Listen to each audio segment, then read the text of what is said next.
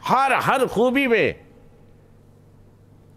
اب میرے آقا جناب رسول اللہ صلی اللہ علیہ وسلم کی تواضع دیکھیے کہ اللہ کے پیغمبر علیہ السلام اس قدر بلند و بالا مقام پر ہیں، اس کے باوجود ایک بات یہ سمجھیے کہ عربوں میں سواری کے لیے اونٹ بھی ہوا کرتے تھے، سب سے اعلیٰ سواری ان کی گھوڑا ہوا کرتا تھا،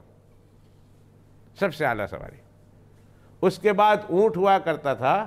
اور خچر بھی سواری تھی، لیکن کوئی بادشاہ، کوئی سیٹھ، کوئی رئیس خچر پہ، ڈونکی پہ بیٹھا نہیں کرتا تھا، اس کو اپنی توہین سمجھتا تھا کہ ہم ڈونکی پہ بیٹھے ہیں اور کیسے بیٹھ سکتے ہیں، ہم تو رئیس ہیں، ہم تو شیخ ہیں، بادشاہ تو بڑی دور کی بات ہے۔ لیکن جناب رسول اللہ صلی اللہ علیہ وسلم نے گھوڑے کی بھی سواری کی، اونٹ کی سواری بھی فرمائی، اور اللہ کے پیغمبر علیہ السلام گدھوں پر بھی سواری کرتے تھے میرے آقا علیہ السلام، اور اس میں کوئی جھجک نہیں تھی۔ کوئی آ گیا، کوئی لے آیا گدھا، بیٹھ گئے، اور کوئی سواری نہ ملی تو میرے آقا علیہ السلام نے یہ کبھی نہیں کہا کہ میں سواری پر سوار نہیں ہوں گا، جب اچھی سواری ملے گی تب بیٹھوں گا۔ گدھا ملا ہے تو اس کے پاس رسی ہے، یا رسی کھجور کی چھال ہے، یا اس کے اوپر بیٹھنے کے لیے نمدہ ہے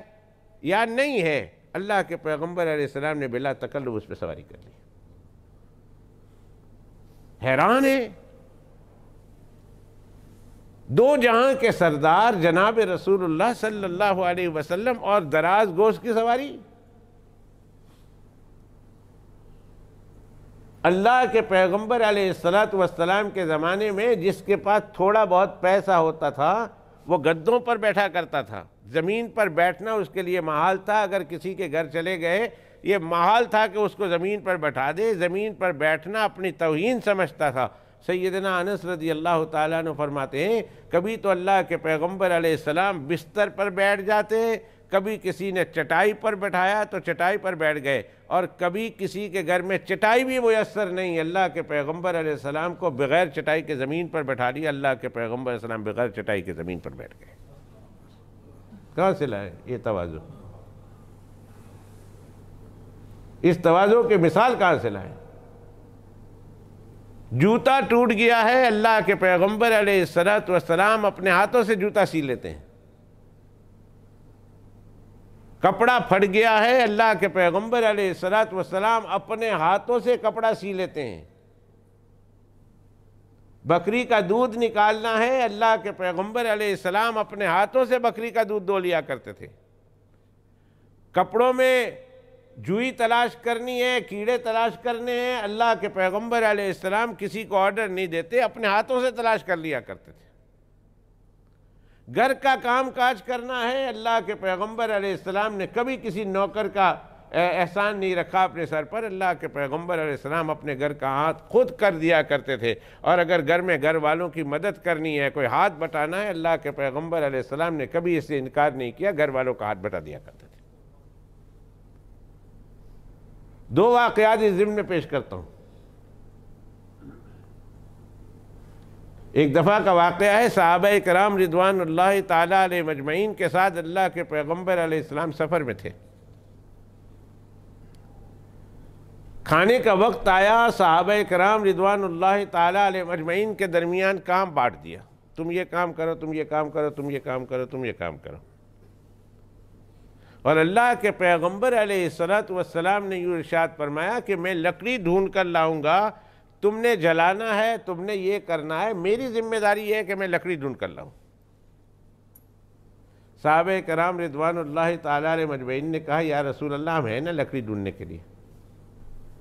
فرمایا مجھے بھی پتا ہے تم لکڑی ڈھونڈنے کے لیے، اور میں اگر لکڑی کے ڈھونڈنے کی ذمہ داری کسی پر ڈال دوں وہ بہت اچھی طریقے سے ذمہ داری کو نبھائے گا، لیکن میں لکڑی میں خود ڈھونڈ کر لاؤں گا، اس لیے کہ اگر میں لکڑی نہ ڈھونڈوں اور میں آرام سے بیٹھا رہوں تو مجمع میں میں اپنے آپ کو ممتاز سمجھوں گا، میں الگ سمجھا جاؤں گا کہ بھئی یہ کوئی باس ہے، یہ کوئی بڑا ہے، یہ کام نہیں کرتا اور دوسرے سب کام کرتے ہیں۔ مجمع میں میں ممتاز لگوں گا، اور ممتاز لگنا مجمع میں نہ مجھے پسند ہے نہ میرے اللہ کو پسند ہے۔ اللہ کو بھی پسند نہیں کہ میں مجمع میں الگ رہوں، میں بوس بن کے بیٹھا رہوں، اور تم لکڑی تلاش کرو، کوئی لکڑی جلائے، کوئی چاول دھوئے، کوئی یہ کرے، کوئی یہ کرے، اور میں الگ بیٹھا رہوں۔ اللہ سبحانہ و تعالیٰ کو بھی یہ پسند نہیں ہے، اور مجھے بھی پسند نہیں کہ میں مجمع میں ممتاز لگوں۔ اس لیے میں تمہارے ساتھ کام کروں گا، اور تمہارے ساتھ جو کام میری ذمہ داری ہے وہ میں کروں گا۔ مجھے پتہ ہے کہ تم میرے کام کرنے کو پسند نہیں کرو گے، اور مجھے دیکھنے کو پسند نہیں کرو گے، اور میں کہوں گا تم کر لو تو تم کر لو گے، لیکن میں الگ ہونا نہیں چاہتا۔ تواضع کی انتہا تو دیکھو۔ ایک اور موقع پر اللہ کے پیغمبر علیہ السلام کھانا کھانے کے لیے صحابہ کرام رضوان اللہ تعالیٰ علیہ مجمعین نے انتظام کیا، بکری کاٹی گئی۔ جب بکری کاٹی گئی اور ایک نوجوان کو اس پر مسلط کر دیا کہ تم نے اس بکری کے چمڑے کو چھیلنا ہے، میرے آقا علیہ السلام دیکھ رہے ہیں اس کو بہت ڈیفیکلٹیز پیش آ رہی، بکری کا چمڑا چھیل نہیں سکتا، آسان بات تو نہیں نا، اب تو سبحان بھائی تو کر لیتے ہیں، لیکن بکری کا چھیلنا اور اس کا صحیح سالم اس کا اسکن کا نکل جانا کوئی آسان بات نہیں ہے۔ اب وہ نوجوان اسٹرگل کر رہا، سرور دو عالم صلی اللہ علیہ وسلم نے فرمایا نوجوان پیچھے ہٹ جا، تجھے بکری کی چمڑی نکالنے کا پتہ نہیں ہے، میں نکالتا ہوں۔ میرے آقا علیہ السلام نے اپنی باہیں چڑھائی اور پورا ہاتھ اس بکری کے چمڑے کے اندر ڈال دیا، اور منٹوں سیکنڈوں میں اللہ کے پیغمبر علیہ السلام نے بکری کی چمڑی نکال دی، اور جاتے ہوئے فرمایا اے نوجوان بکری کی چمڑی یوں نکالا کرتے ہیں۔ بھلا دو جہاں کے سردار کے بارے میں کوئی عقل کی بات کرو، کوئی سوچو کہ بھلا کسی بکری کی چمڑی نکالنے والے کو نکالنے میں تکلیف ہو رہی اور وہ اس کا ہاتھ بٹائے، کوئی تصور میں آ سکتا ہے؟ بس سرور دو عالم صلی اللہ علیہ وسلم کی تواضع کا عالم دیکھیے کہ اللہ کے پیغمبر علیہ السلام اس قدر تواضع کہ یہ بھول جائیں کہ میں کون ہوں، لیکن تمہارا کام ہے، میں تمہارے کام میں اگر مدد کر سکتا ہوں، جس طرح کا کام ہے میں تمہارے اس کام میں مدد کر سکتا ہوں، مدد فرمایا کرتے تھے۔ غلام کے ساتھ کھانے کے لیے بیٹھ جاتے تھے اللہ کے پیغمبر علیہ السلام، غلام کو اپنے ساتھ بٹھا لیتے تھے، زمین پر بیٹھ کر کھایا کرتے تھے، اور فرماتے تھے آکل کما یاکل العبد، میں اس طرح کھاتا ہوں جس طرح ایک عبد کھایا کرتا ہے، ایک غلام کھایا کرتا ہے۔ اور میں اس سے پہلے بتلا چکا ہوں کہ عربوں میں غلام سب سے معمولی اور حقیر سمجھا جاتا